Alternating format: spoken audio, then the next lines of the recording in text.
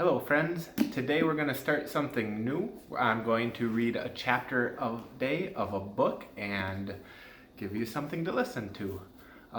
We are going to start with The Call of the Wild by Jack London, written in 1903. So, Kettle, park yourself somewhere comfortable, and I hope you enjoy chapter 1 of The Call of the Wild. Chapter 1, Into the Primitive. Buck did not read the newspapers, or he would have known that trouble was brewing, not alone for himself, but for every tight-water dog, strong of muscle, with the warm, long hair from the Puget Sound of San Diego, because men, groping in the Arctic darkness, had found a yellow metal, and because steamship and transportation companies were booming the find, the thousands of men were rushing into the Northland. These men wanted dogs, and the dogs they wanted were heavy dogs and with strong muscles by which to toil and furry coats to protect them from the frost. Buck lived at the big house in the sun-kissed Santa Clara Valley. Judge Miller's place, it was called. It stood back from the road, half hidden among the trees, through which glimpses could be caught of the wide, cool veranda that ran around its four sides. The house was approached by gravel driveways which wound through wide spreading lawns and under the interlacing boughs of tall poplars. At the rear things were on even more spacious scale than in the front. There were great stables where a dozen grooms and boys held forth, rows of vine-clad servants, cottages, an endless and orderly array of outhouses, long grape arbors, green pastures, orchards, and berry patches. Then there was the pumping plant for the artisan well, and the big cement tank where Judge Miller's boys took their morning plunge and kept cool in the hot afternoon. And over this great immense Buck ruled. Here he was born, and here he had lived for 4 years of his life. It was true, there were other dogs. There could not but be other dogs on so vast a place, but they did not count. They came and went, resided in the populous kennels, or lived obscurely in the recesses of the house after the fashion of Toots, the Japanese pug, or Isabel, the Mexican hairless, strange creature that rarely put nose out of the doors or set foot to the ground. On the other hand, there were fox terriers, a score of them at least, who held fearful promises as Toots and Isabel, looking out the windows at them and protected by a legion of housemaids armed with brooms and mops. But Buck was neither house dog nor kennel dog. The whole realm was his. He plunged into the swimming tank or went hunting with the judge's sons. He escorted Molly and Alice, the judge's daughters, on the long twilight or early morning rambles. On wintry nights he lay at the judge's feet before the roaring library fire. He carried the judge's grandsons on his back or rolled them in the grass and guarded their footsteps through the wild adventures down to the fountain in the stable yards, and even beyond where the padlocks were and the berry patches. Among the terriers he stalked imperviously, and Toots and Isabel he utterly ignored, for he was king over all creeping, crawling, flying things of Judge Miller's place, humans included. His father, Elmo, at St. Bernard, had been a judge's inseparable companion, and Buck did fair to follow in the way of his father. He was not so large, he weighed only 140 pounds, for his mother Shep had been a Scotch shepherd dog. Nevertheless, 140 pounds, to which he added the dignity that comes of good living and universal respect, enabled him to carry himself in the right royal fashion. During the 4 years since his puppyhood, he had lived the life of a sated aristocrat. He had a fine pride in himself, and he even trifled egotistically, as country gentlemen sometimes become because of their insular situation. But he had saved himself by not becoming a mere pampered house dog.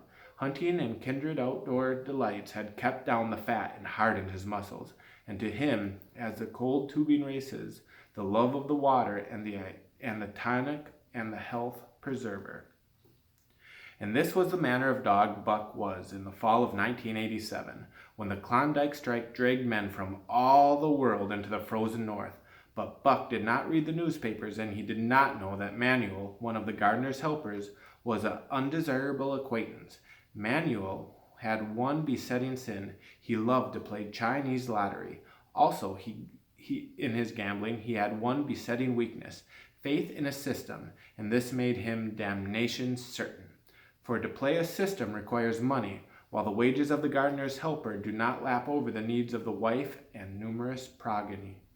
The judge was at the meeting of the Raisin Growers Association, and the boys were busy organizing an athletic club on the memorable night of Manuel's treachery. No one saw him and Buck go off through the orchard on what Buck imagined was merely a stroll, and with the exception of a solitary man, no one saw them arrive at the little flag station known as College Park. The man talked with Manuel, and money chinked between them. "You might wrap up the goods before you deliver 'em," the stranger said gruffly, and Manuel doubled a piece of stout rope around Buck's neck under the collar. "Twist it and you'll choke 'em plenty," said Manuel, and the stranger grunted a ready affirmative. Buck had accepted the rope with quiet dignity. To be sure, it was an unwanted performance, but he had learned to trust in men he knew, and to give them credit for the wisdom that outreached his own. But when the ends of the rope were placed in the stranger's hands, he growled menacingly. He had merely intimidated his displeasure, in his pride believing that to intimidate was to command. But to his surprise, the rope tightened around his neck, shutting off his breath. In a quick rage, he sprang at the man, who met him halfway, grappling him close by the throat, and with a deft twist threw him over on his back. Then the rope tightened mercilessly, and Buck struggled in his fury, his tongue lolling in his mouth and his great chest panting futility. Never in all his life had he been so vilely treated, and never in all his life had he been so angry. But his strength ebbed, his eyes glazed, and he knew nothing when the train was flagged and the two men threw him into the baggage car. The next he knew, he was dimly aware that his tongue was hurting, and that he had been jolted along in some kind of a conveyance. The hoarse shriek of a locomotive whistling a crossing told him where he was. He had traveled too often with the judge not to know the sensation of riding in a baggage car. He opened his eyes, and into them came an unbridled anger of the kidnapped king. The man sprang for his throat, but Buck was too quick for him. His jaws closed on the hand, nor did they relax till his senses were choked out of him once more. "Yep, has fits," the man said, hiding his mangled hand from the baggage man, who had been attracted by the sound of the struggle. "I'm taking him for the boss to Frisco. A crack dog doctor there thinks he can cure him." Concerning the night's ride, the man spoke most eloquently for himself. In a little shed back in the saloon on San Francisco waterfront. "All I get is 50 for it," he grumbled, "and I wouldn't do it over for 1,000 cold cash." His hand was wrapped in a bloody handkerchief, and right trouser leg was ripped from knee to ankle. "How much did the other mug get?" the saloon keeper demanded. 100 was the reply. "Wouldn't take a sour less, so help me." "That makes 150, the saloon keeper calculated, "and he's worth it, or I'm a squarehead." The kidnapper undid the bloody wrappings and took his lacerated hand. "If you don't get the hydrophos, it'll be because you was born to hang," laughed the saloon keeper. "Here, lend me a hand before you pull your freight," he added. Dazed, suffering intolerable pain from his throat and tongue, with the life half throttled out of him, Buck attempted to face his tormentors, but he was thrown down and choked repeatedly, till they succeeded in filling the heavy brass collar from off his neck. Then the rope was removed, and he was flung into a cage-like crate. There he lay for the remainder of the weary night, nursing his wrath and wounded pride. He could not understand what it meant. What did they want with him, these strange men? Why were they keeping him pent up in this narrow crate? He did not know why, but he felt oppressed by the vague sense of impending calamity. Several times during the night he sprang to his feet when the shed door rattled open, expecting to see the judge, or the boys at least. But each time it was the bulging face of the saloon keeper that peered in at him in the sickly light of a tallow candle, and each time the joyful bark that trembled in Buck's throat was twisted into a savage growl. But the saloon keeper let him alone, and in the morning 4 men entered and picked up the crate. More tormentors, Buck decided, for they were evil-looking creatures, ragged and unkempt, and he stormed and raged at them through the bars. They only laughed and poked sticks at him, which he promptly assailed with his teeth till he realized that was what they wanted. whereupon he lay down suddenly and allowed the crate to be lifted into the wagon. Then he and the crate in which he was in prison began passage through the hands. Clerks in the express office took charge of him. He was carted about in another wagon. A truck carried him, with an assortment of boxes and parcels.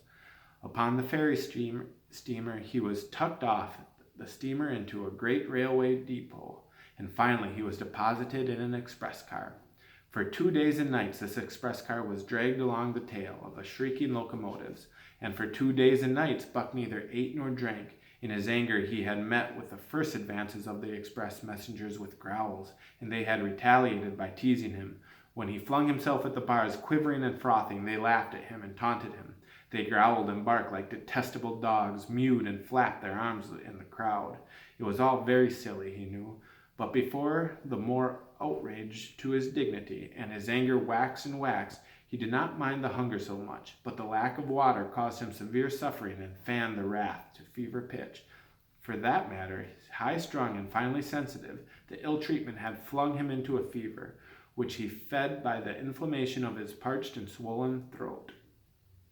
He was glad for one thing: the rope was off his neck, and that had given him an unfair advantage. But now that it was off, he would show them.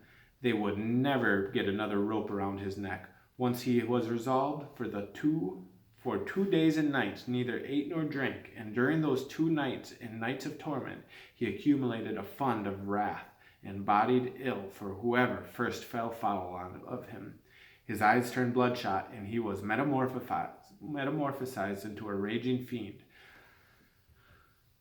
So changed was he that the judge himself would not have recognized him, and the express messengers breathed with relief when they bundled him off the train at Seattle. 4 men gingerly carried the crate from the wagon into the small, high-walled backyard. A stout man with a red sweater that sagged generously at his neck came out and signed the book for the driver. That was the man, Buck divined, the next tormentor, and he hurled himself savagely against the bars. The man smiled grimly and brought a hatchet and a club. "You ain't going to take him out now?" the driver asked. "Sure," the man replied, driving the hatchet into the crate for a pry. There was a instantaneous scattering of 4 men who had carried it in, and from the safe perches on top of the wall they prepared to watch the performance. Buck rushed at the splintered wood, sinking his teeth into it, surging and wrestling with it. Whatever the hatchet fell on the outside, he was there on the inside, snarling and growling, as ferociously anxious to get out as the man in the red sweater was calmly intent on getting him out. "Now, you red-eyed devil," he said, when he had made an opening sufficient for the passage of Buck's body. At the same time he dropped the hatchet and shifted the club in his right hand. And Buck was truly a red-eyed devil, as he drew himself together for the spring, hair bristling, mouth foaming, the mad glitter of bloodshot eyes straight at the man. He haunched his 140 pounds of fury, surcharged with a pent passion of 2 days and nights. In midair, just as his jaws were about to close on the man, he received a shock that checked his body and brought his teeth together with an agonizing clip. He whirled over, fetching the ground on his backside. He had never been struck by a club in his life, and he did not understand. With a snarl that was part bark and more scream, he was again on his feet and launched into the air. And again the shock came, and he brought crushingly to the ground. This time he was aware that it was a club, but his madness knew no caution. A dozen times he charged, and often the club broke the charge and smashed him down. After a particularly fierce blow, he crawled to his feet, too dazed to rush. He staggered limply about, the blood flowing from his nose, mouth, and ears, his beautiful coat sprayed and freckled with bloody slaver. And the man advanced and deliberately dealt him a frightful blow on the nose. All the pain he had endured was nothing compared with that exquisite agony. With a roar that was almost lion-like in its ferociousness, he again hurled himself at the man, but the man, shifting the club from right hand to left, coolly caught him under the jaw, at the same time wrenching downward and backward. Buck described a complete circle in the air, the half and another, then crashed to the ground on his head and his chest. For the last time he rushed. The man struck a shrewd blow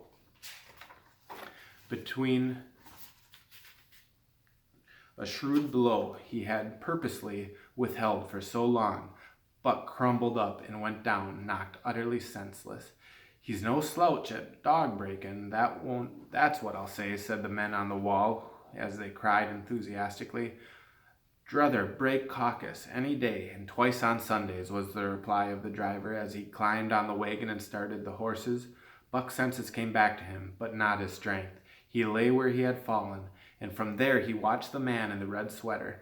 "Answers to the name of Buck," the man soliloquized, quoting from the saloon keeper's letter which he had announced the consignment of the crate and contents. "Well, Buck, my boy," he went on in a genial voice, "we've had our little ruction, and the best thing we can do is to let it go at that. You've learned your place, and I know mine. Be a good dog, and all will go well, and the goose hang high.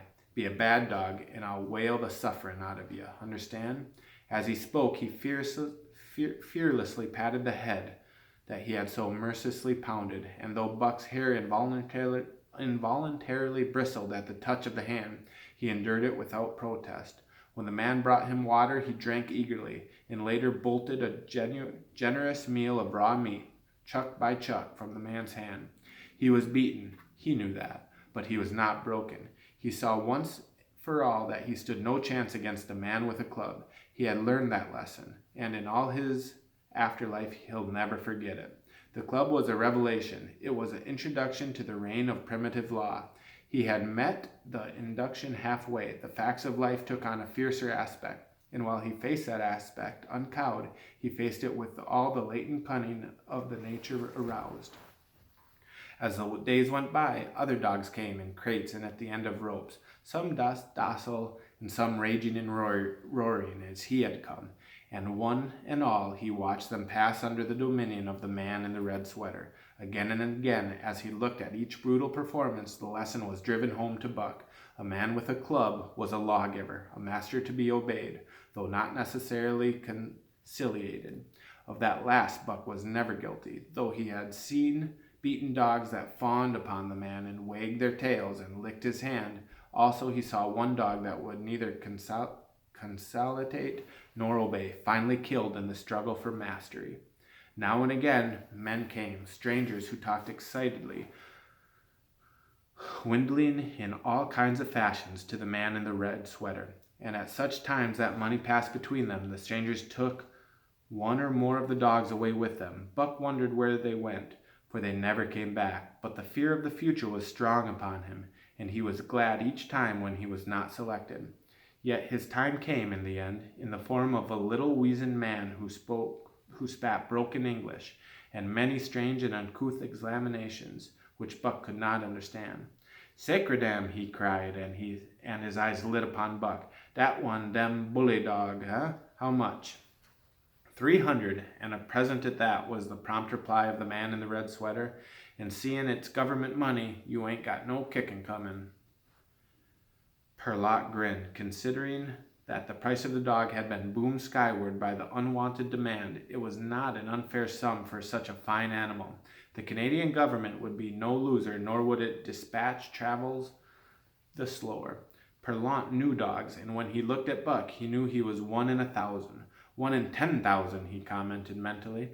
Buck saw money pass between them, and was not surprised when Curly, a good-natured Newfoundland, and he were led away by the little weazened man. That was the last he saw of the man in the red sweater, and as Curly and he looked at the receding Seattle from the deck of the Narwhal, it was the last he saw of the warm Southland. Curly and he were taken below to Perlot, and turned over to the black-faced giant called Francis. Perlot was a French-Canadian and swarthy, but Francis was a French-Canadian half-breed, and twice as swarthy. They were a new kind of men to Buck, of which he was destined to see many more, and while he developed no affection for them, he none the less grew honestly to respect them. He speedily learned that Perlot and Francis were fair men, calm and impartial in administering justice, and too wise in the ways of dogs to be fooled by dogs. In the twin decks of the Narwhal, Buck and Curly joined 2 other dogs. One of them was a big snow-white fellow from Spitzenberg who had been brought away by a whaling captain, and who had later accompanied geological survey into the Barrens. He was friendly in a treacherous sort of way, smiling in one's face, and while he meditated some underhand trick, as for instance when he stole from Buck's food at the first meal. As Buck sprang to punish him, the lash of Francis' whip sang through the air, reaching the culprit first, and nothing remained to Buck but to recover the bone. That was fair of Francis, he decided, and the half-breed began to raise in Buck's estimation. The other dog made no advances nor received any. Also, he did not attempt to steal from the newcomers. He was a gloomy and morose fellow, and he showed Curly plainly that all he desired was to be left alone. Further, that there would be no trouble if he were left alone.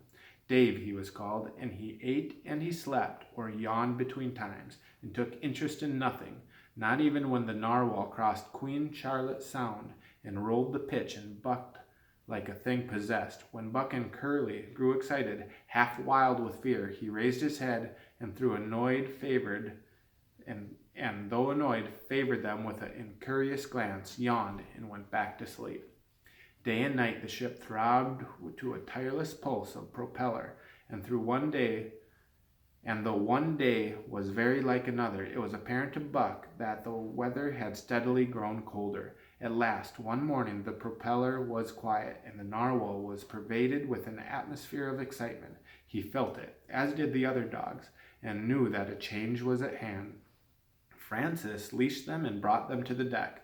At the first step upon the cold surface, Buck's feet sank into a white, mushy something, very much like mud. He sprang back with a snore. More of the white stuff was falling through the air. He shook himself, but more of it fell upon him. He sniffed it curiously, then licked some up on his tongue.